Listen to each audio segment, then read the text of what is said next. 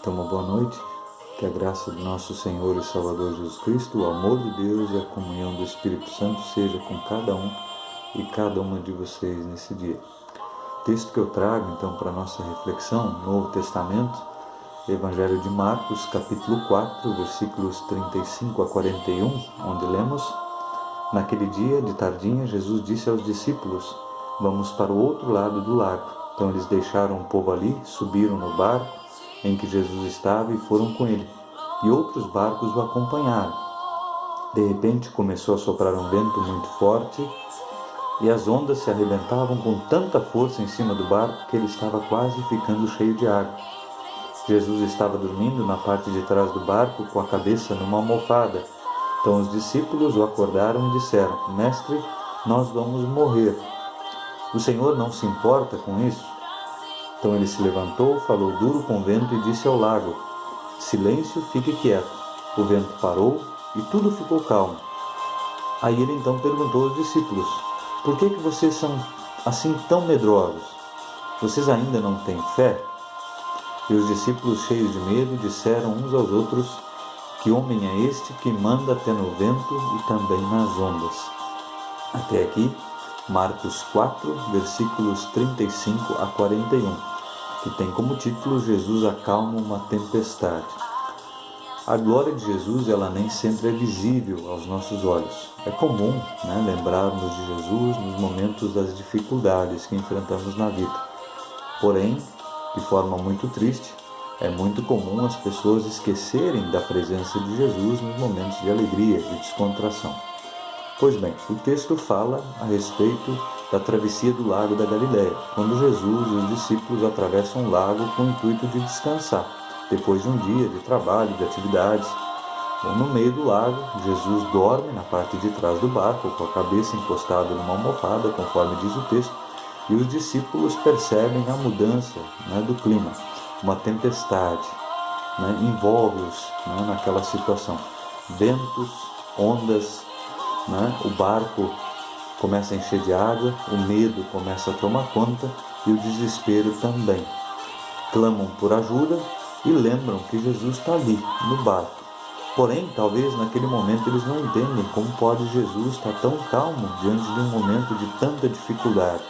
Acordam Jesus e perguntam, de forma até grosseira, no primeiro momento: Nós vamos morrer, o Senhor não se importa com isso? Bom, Jesus prontamente levanta, fala duro com o vento e com as ondas e tudo fica quieto, tudo fica em silêncio. Os discípulos, então, mais assustados, perguntam: Que homem é esse que tem poder sobre o vento e sobre as ondas? É o Filho de Deus. Ele não nos abandona em momento nenhum. Hoje vivemos uma situação semelhante à vivida pelos discípulos. Hoje, todos nós estamos no mesmo barco, enfrentamos as mesmas dificuldades, temos os mesmos medos.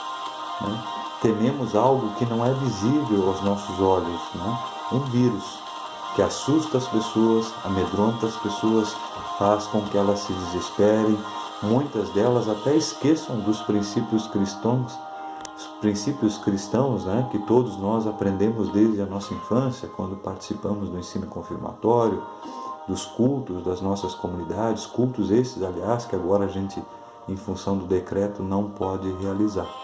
Mas que bom que a gente pode conversar hoje por meio da internet, A gente pode manter a nossa fé firme e ativa, e lembrar de que, mais do que nunca, uns precisam confiar nos outros. O cuidado, ele é para todos, independente de classe social ou até mesmo de denominação religiosa. Somos todos irmãos e irmãs no mesmo barco. E nesse mesmo barco Jesus também está. Ele nos protege, ele dorme sob os cuidados de Deus, pois ele sabe que Deus não nos abandona.